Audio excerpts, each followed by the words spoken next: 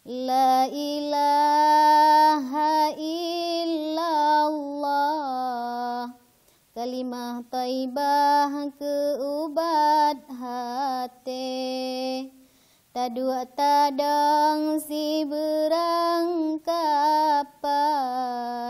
Allah Allah ingat lam hati. Sejak dulu kala, anak Aceh tidur diiringi senandung ibunya. Tembang Doda Idi tak hanya berisi lirik syarat religi. Lepah Nabi nawabah Tuhan, tinggal Al-Quran dengan selawat. Doda Idi juga mengajarkan pentingnya perjuangan melindungi negara. Tak heran saat dewasa, anak-anak Aceh tumbuh menjadi pejuang tangguh, tanpa membedakan apakah ia perempuan atau lelaki. Tajak bantu perang, tabela nanggrong. Bila laut yang mendatangkan para perampas itu ke Nangro ini, maka laut pula yang akan kujadikan kubar mereka.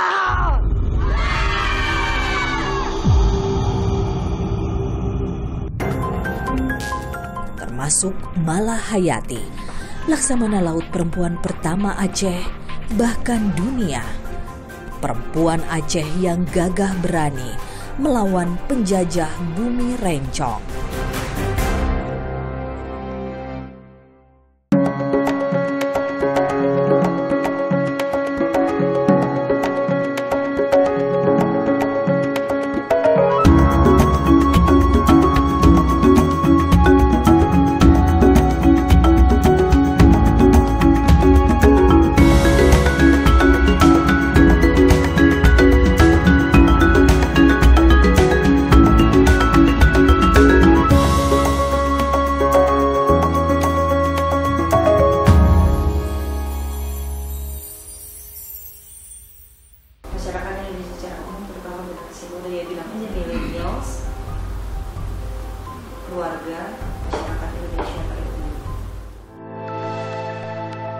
Inspirasi dapat datang dari mana saja, apalagi bagi pekerja kreatif Marcella Zalianti.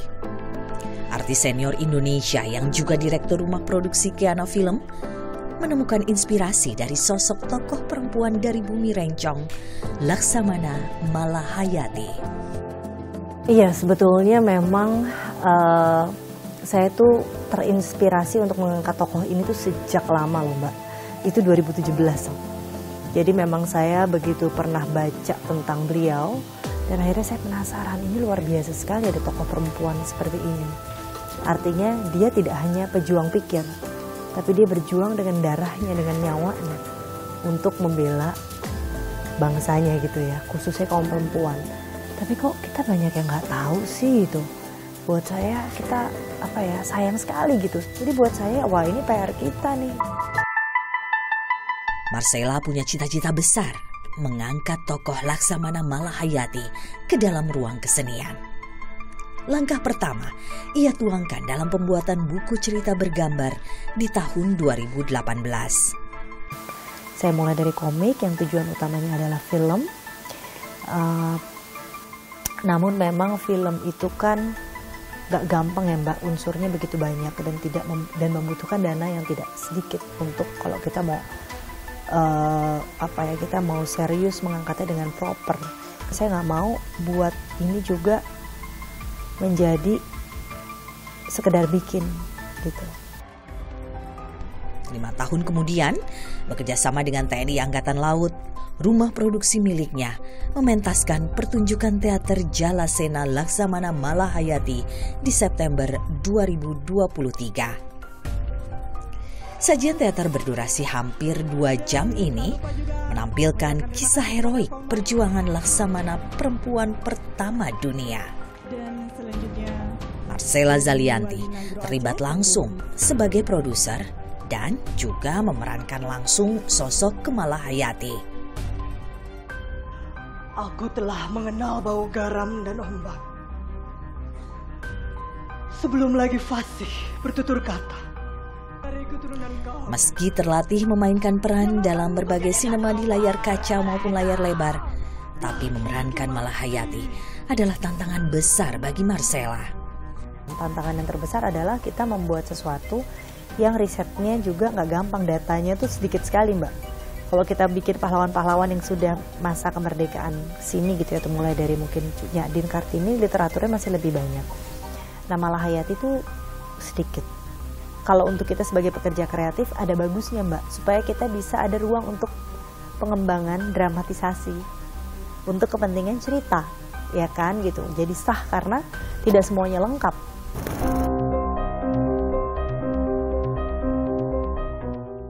Laksamana Malahayati lahir dengan nama Kemalahayati. Kakek buyut Kemalahayati adalah pendiri Kesultanan Aceh Darussalam, Sultan Ibrahim Ali Mugayat Shah. Sejak kecil, Kemalahayati gemar bermain di laut dan bertarung. Kegemarannya ini rupanya menurun dari sang ayah Laksamana Mahmud Shah yang menjabat sebagai Panglima Angkatan Laut Kesultanan Aceh. Menginjak remaja, Kemalahayati mengikuti pendidikan di Mahat Baitul Maqdis, Akademi Militer pada zaman Kesultanan Aceh Darussalam. Sejarawan Universitas Syah Kuala Aceh menyebut, pelatih di Akademi Militer tersebut didatangkan dari Turki. Jadi ada kemahiran yang beliau miliki. Jadi sebagai sarjana Akademi Militer tentu memiliki kecakapan-kecakapan khusus.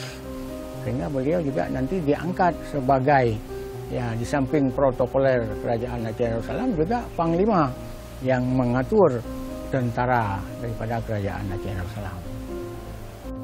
Ya kalau Baitul Maqdis itu yang melatih itu pertama sekali adalah orang-orang dari Turki. Jadi Turki mengirim utusan ke Aceh. Jadi ada tenaga ahli yang dikirim. Jadi dibentuk sebuah akademi militer Baitul Maqdis. Jadi ada orang Turki yang dikirim sebagai mentor yang mendidik, pelatih sebagai pelatih lah yang mendidik tentara-tentara Aceh pada waktu itu. Kemalahayati adalah perempuan bangsawan Kesultanan Aceh yang berpegang pada syariah Islam. Tapi hal ini tidak pernah menghambat cita-citanya untuk menjadi bagian dari Angkatan Laut Kesultanan Aceh Darussalam.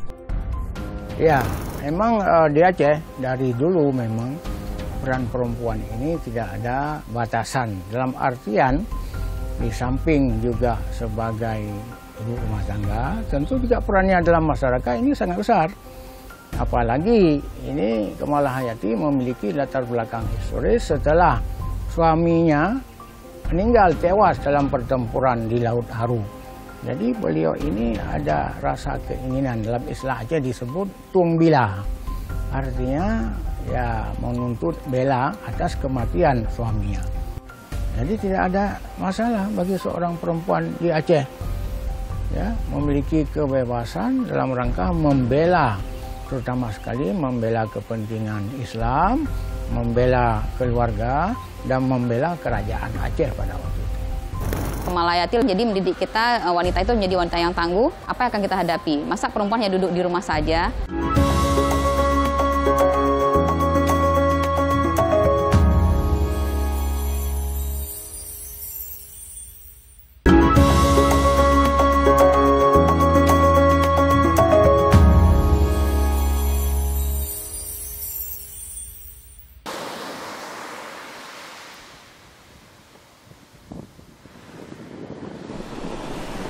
Abad 15, Kesultanan Aceh Darussalam mulai melebarkan wilayah kekuasaan membentang dari pantai barat dan timur Sumatera hingga semenanjung Malaka.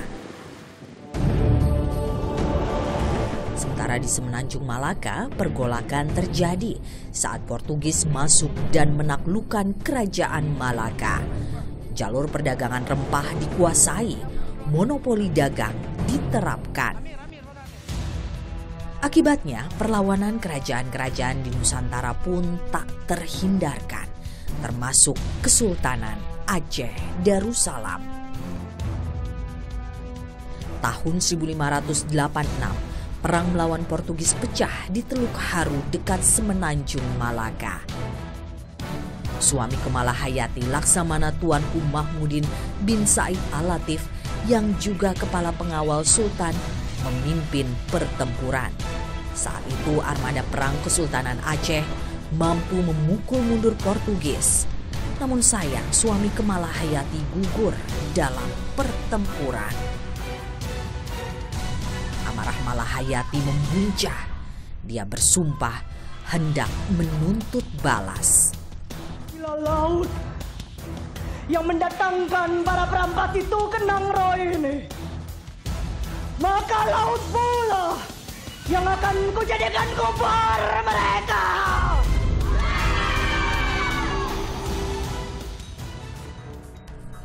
Kemala Hayati pun menggantikan posisi mendiang suaminya oleh Sultan Alauddin Riayat Shah Al-Mukamil, pemimpin Kesultanan Aceh Darussalam saat itu.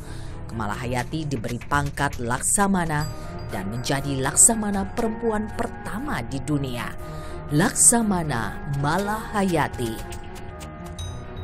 Sebelumnya, Mala Hayati sudah menjabat sebagai Komandan Protokol Istana Darut Dunia di Kesultanan Aceh Darussalam. Jabatan ini langsung di bawah Sultan. Salah satu tugasnya adalah melatih pasukan Inong Bale. Dalam bahasa Aceh, Inong Bale artinya perempuan yang telah janda atau tak bersuami. Mala Hayati memimpin lebih dari 2.000 pasukan Inong Bale yang melatih teknik kombatan dan intelijen di sekitar Krueng Raya.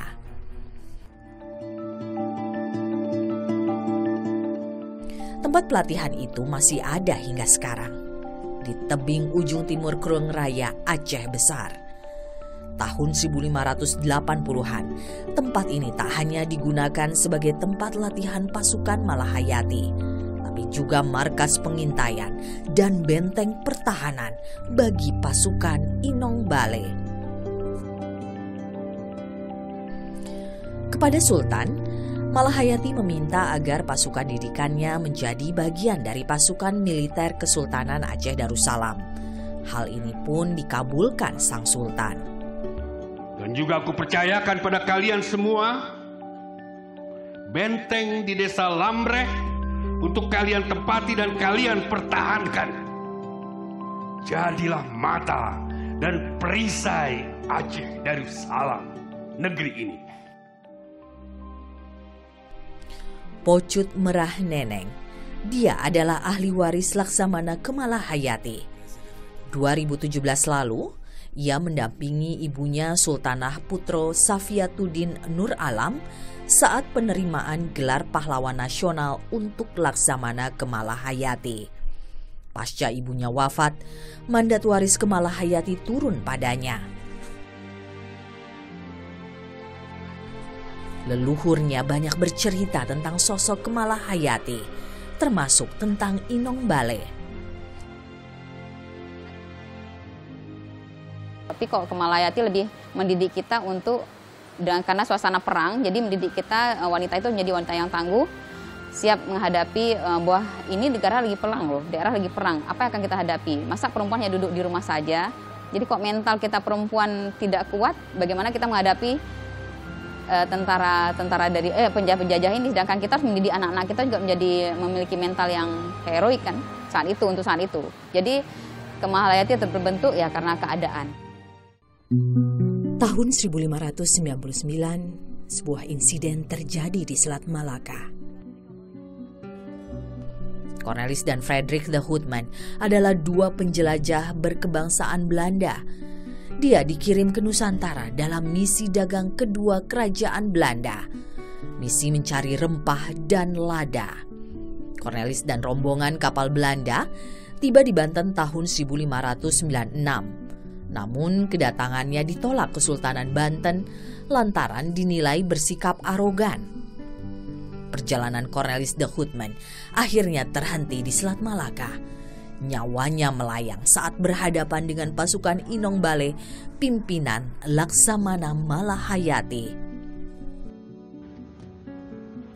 Peristiwa terbunuhnya Cornelis de Houtman rupanya jadi peringatan bagi siapapun yang ingin berdagang di bumi Aceh. Tahun 1602, Ratu Elizabeth pertama mengutus Sir James Lancaster untuk melakukan perundingan damai. Sir James adalah pedagang sekaligus pejabat dalam Kongsi Dagang Inggris EIC. Kerjasama perdagangan rempah antara Kesultanan Aceh dan Kerajaan Inggris pun terwujud. Laksamana Malahayati adalah perempuan Aceh yang tak hanya piawai dalam berperang, tapi juga cerdik cendikia dalam kerjasama perdagangan antara negara dan bangsa. Malahayati tak hanya menjadi simbol kesetaraan perempuan di Aceh, namun juga kedaulatan perempuan. Ya, apabila kita lihat kepada model batu nisan, dan ini batu nisan yang sebenarnya modelnya ini lebih awal lagi.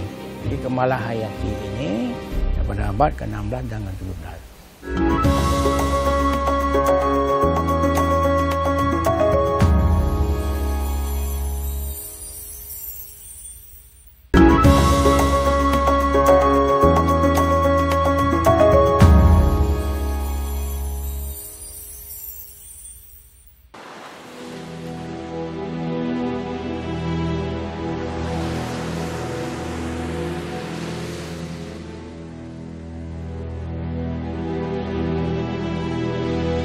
Tahun 1615, Laksamana Malahayati gugur dalam sebuah pertempuran.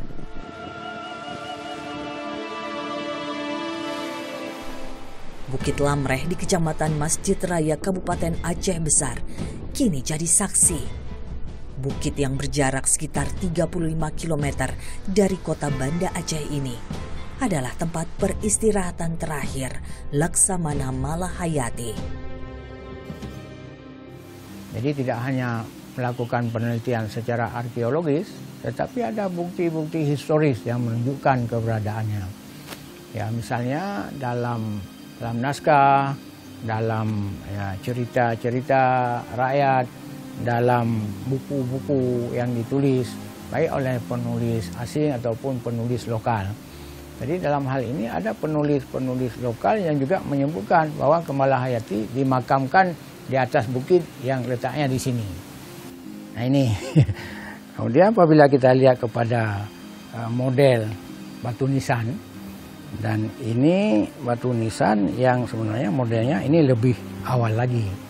Tetapi yang menunjukkan abad ke-16 dan ke-17 yang model seperti itu. Jadi Malahayati ini pada abad ke-16 dan ke-17. Pada tahun 2015, Husaini Ibrahim, sejarawan Universitas Syah Kuala Banda Aceh, menyusun naskah akademik untuk mengusulkan Laksamana Malahayati sebagai pahlawan nasional. Tahun 2017, pemerintah Indonesia menganugerahkan gelar pahlawan nasional kepada Laksamana Malahayati. Tahun 2022, Husnaini menerbitkan sebuah buku berdasar penelitian terdahulunya. Buku biografi berjudul Laksamana Malahayati, Singa Betina Selat Malaka ini ditulisnya bersama budayawan Aceh Nabbahani. Jadi Malahayati ini memiliki kekuatan yang besar, jadi mampu menghadang keberadaan pasukan-pasukan daripada orang-orang asing. Dan Malahayati memimpin pasukan, khususnya nanti setelah membentuk pasukan Inong Bale, tentara Portugis yang sangat mencekam pada waktu itu. Jadi oleh karena itu kita memberi nama Laksamana Malahayati, Singa Betina di Selat Malaka.